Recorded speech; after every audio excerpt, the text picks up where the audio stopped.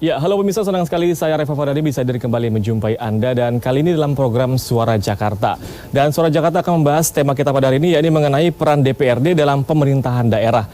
Dan di studio saya tidak sendiri karena di sebelah saya sudah ada Bang Idris Ahmad, DPRD DKI Jakarta terpilih PSI. Assalamualaikum Bang. Waalaikumsalam. Sehat Bang Idris ya? Alhamdulillah. Dan di sebelah Bang Idris sudah ada ini pengamat komunikasi politik yang sudah malang melintang ya, Bang Emrus Siombing. Selamat malam Bang Emrus. Selamat malam, terima kasih atas undangannya. Baik, dan juga di sebelah Bang Emrus ada Pak Purwanto ataupun Bang Purwanto ya. Bang Pur, lebih akrab disapa nih. Bang Pur dari DPRD DKI Jakarta terpilih Partai Gerindra. Assalamualaikum Bang. Waalaikumsalam warahmatullahi wabarakatuh. Baik, kita ke Bang Idris. Bang Idris, ini kan ya bisa dikatakan bisa diucapkan selamat dulu ya untuk Bang Pur dan juga Bang Idris ya sebelumnya.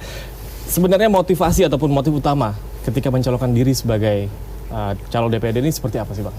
Jadi motif pertama saya sebagai anak muda gitu ya, saya melihat bahwa politik menjadi pejabat publik itu sebenarnya pekerjaan mulia. Ya. Karena pejabat publik itu adalah orang yang bisa melipat gandakan manfaat. Gitu kan. Kalau kita mungkin kita ngasih sumbang orang satu, manfaatnya untuk satu orang. Betul. Tapi ketika kita menjadi seorang pejabat publik, kita bisa melipat gandakan untuk masyarakat banyak. Memberi manfaat. Nah, jadi saya melihat bahwa peran yang sebegitu pentingnya selama ini dinilai kurang baik, kurang optimal. Nah, rasanya terpanggil untuk membenahi itu masuk dalam sistem. Sebagai anak muda yang mungkin kita jangan selalu kritik dari luar, tapi kita harus benar-benar masuk dalam sistem dan membenahi. Incar secara langsung, kurang lebih begitu ya. Iya. Baik, kalau Bang Pur sendiri gimana Bang? Ada dua motivasi. Yang pertama, secara pribadi saya ingin maslahat untuk orang banyak. Menjadi pengusaha tidak cukup untuk berbuat yang lebih banyak. Pilihan politik ke Partai Gerindra sudah lama saya pikirkan, termasuk mengusung Pak Anies Sandi ketika menjadi Gubernur DKI. Untuk mengamankan beliau jatuh kepada motivasi saya yang kedua, mengamankan kebijakan-kebijakan beliau di eksekutif. Baik, itulah kurang lebih ya. Kalau Bang Emrus nih nggak ada niat Bang. Nggak, itu bukan pertanyaannya Bang. Pertanyaannya nih secara normatif. Bang Emrus sendiri melihat peran DPRD dalam pemerintahan sendiri gimana Bang? Saya kira sangat strategis gitu ya, terutama membuat suatu peraturan-peraturan daerah dan anggaran, terutama di DKI saya kira anggaran itu mencapai 100 triliun lebih. Betul. Gitu ya. Ini perlu pengelolaan yang sangat bagus. Tentu apa peran DPRD, yaitu melakukan budgeting dan controlling terhadap alokasi dana tersebut, sehingga nanti alokasi dana daripada budget kita yang begitu besar tadi tidak digunakan untuk kepada jabatan-jabatan baru, staf ahli dan lain-lain sebagainya, seolah-olah membayar katakanlah bayar janji-janji yang atau katakanlah yang berkeringat sebelumnya gitu ya. Saya kira itu harus dikontrol oleh teman-teman di DPRD. Kemudian beliau, saya kira apa yang diucapkan beliau, saya kira tidak beda apa yang dikatakan oleh Ahok. Kelihatannya masih mereka membawa katakanlah bendera pandangan Ahok tersebut, melipat gandakan. Saya kira itu yang selalu dikatakan oleh Ahok ketika ditanya oleh wartawan untuk menjadi politisi. Kalau kemudian teman kita dari Pak Purwanto ini, saya pikir jawaban yang idealis gitu ya, dan segaris dengan perjuangan Gerindra. Ini sinyal sebenarnya, sinyalnya Pak Metamini yang dimaksud di situ adalah bahwa beliau ini tidak boleh menyimpang daripada garis politik daripada partai pusat. Padahal menurut saya seharusnya bicara tentang substantif bahwa DPR itu atau DPRD itu bisa saja berbeda dengan partainya asal untuk rakyat. Tetapi masalahnya adalah partai masih punya hak recall, sehingga mau tak mau DPRD ini akan menjadi atau DPR ini akan menjadi pengekor daripada partai itu. Ya harusnya undang-undang recall itu harus dibubar, direvisi itu, supaya benar-benar mereka wakil rakyat, bukan wakil daripada partai. Itu poinnya Bang ya sebenarnya ya. Baik, kalau Bang Idris tadi kan Bang Idris mengatakan 100 triliun itu bukan jumlah yang sedikit. Nah kira-kira nih nantinya memang sudah menjalankan tugasnya dengan anggaran yang segitu banyak ya, apa yang akan dilakukan? Prinsip pertama kami adalah bagaimana kita membangun tata kelola parlemen dulu. Tata kelola parlemen yang apa? Yang pasti yang terbuka.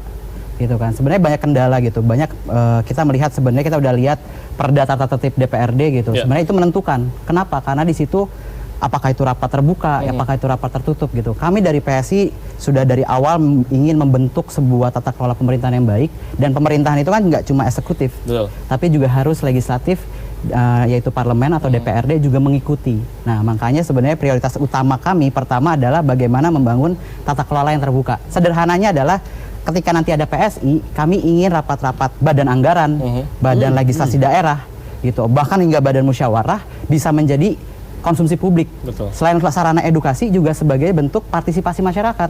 Dengan mereka mengikuti secara terbuka, mereka bisa memberikan masukan dan aspirasinya juga. Berarti gitu. aspirasi bisa dilakukan secara langsung, kurang lebih begitu Dan ya? yang pasti akhirnya berdampak kepada kami selaku anggota DPRD merasa diawasi. Akhirnya kita akan selalu bekerja secara bertanggung jawab. Gitu. Nah, jadi menurut kami prioritas pertama kami adalah kami ingin perda terkait masalah tata tertib DPRD yang menentukan tata kelola rapat dan sebagainya itu menjadi sebuah langkah awal kami untuk membangun tata kelola parlemen yang bersih tentunya nantinya, terbuka dan nanti juga partisipatif untuk masyarakat. Seperti itu. Kalau Bang Pur, jumlah anggaran yang ada, apa yang akan dilakukan? Kami melihat bahwa efektivitas dari anggaran yang sebegitu besar di DKI Jakarta belum mencerminkan apa yang menjadi aspirasi masyarakat pada umumnya. Saya setuju apa yang dimaksud oleh Pak Emrus. Bang Emrus ya? Sebagai partai pengusung tidak berarti daya kritis Gerindra kepada gubernur terpilih juga menjadi mandul. Kami beberapa kali juga melakukan kritisi atas kebijakan gubernur dalam pengertian yang bahwa ketika itu bisa di-endorse sebagai sebuah kepentingan masyarakat banyak, maka disitulah kami akan berdiri untuk masyarakat. Dalam kaitannya apa yang disampaikan oleh Bung Idris tadi bahwa persoalan tata kelola parlemen yang lebih baik, semua kita, kader-kader Partai Gerindra yang masuk di pemilu legislatif 2019 berkeinginan yang sama. Banyak hal yang harus kita benahi dalam tata kelola dalam hal keterbukaan informasi kepada masyarakat. Hal-hal yang sifatnya normatif bisa diketahui oleh publik, kenapa tidak kita buka memang? Tidak, selama ini juga tidak tertutup. Rapat anggaran semua dipublish, diketahui, dan tidak ada yang ditutupi. Hal ini membuktikan bahwa sebenarnya sudah mulai mengarah hal seperti yang diinginkan oleh masyarakat luas. Transparansi. Jadi sebenarnya kami ingin melakukan penguatan-penguatan di hal-hal tersebut. Baik, Bang Emrus, kalau menurut Bang Emrus sendiri, apakah memang sejauh ini DPRD DKI Jakarta yang sudah berjalan, sudah menjalankan fungsinya secara baik?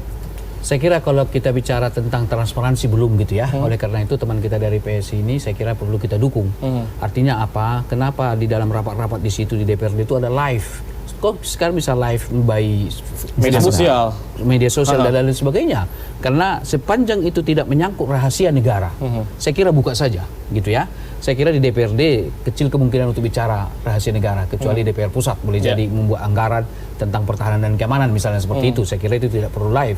Tapi soal pembahasan anggaran pengalokasian dana ke bidang kesehatan segini bagaimana, dan kita lihat persis nanti di partai-partai mana yang memperjuangkan ke suatu bidang kehidupan sosial tertentu. Misalnya katakanlah PSI lebih heavy dengan katakanlah kesehatan misalnya seperti itu. Kalau Gerindra lebih kepada kesejahteraan misalnya. Jadi masyarakat jadi tahu. Baru kemudian adalah saya pikir suatu hal yang bagus kalau memang itu di-live-kan, tidak sekedar selesai lalu diberitahu.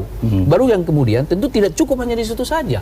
DPR harus juga meminta dan bisa bila perlu mewajibkan gubernur untuk rapat-rapat dengan kepala dinas itu terbuka saja di dalam suatu rapat tertentu itu sangat bagus sekali sehingga kita sangat transparan, tidak ada dusta di antara kita. Tidak ada dusta di antara kita. Baik, Bang Emrus, ini kan kalau kita melihat masalah e-budgeting, menurut Bang Emrus sendiri sudah berjalan belum sih, Bang? Tapi tahan dulu, Bang. Kita jeda sejenak, tetap bersama kami dalam Suara Jakarta.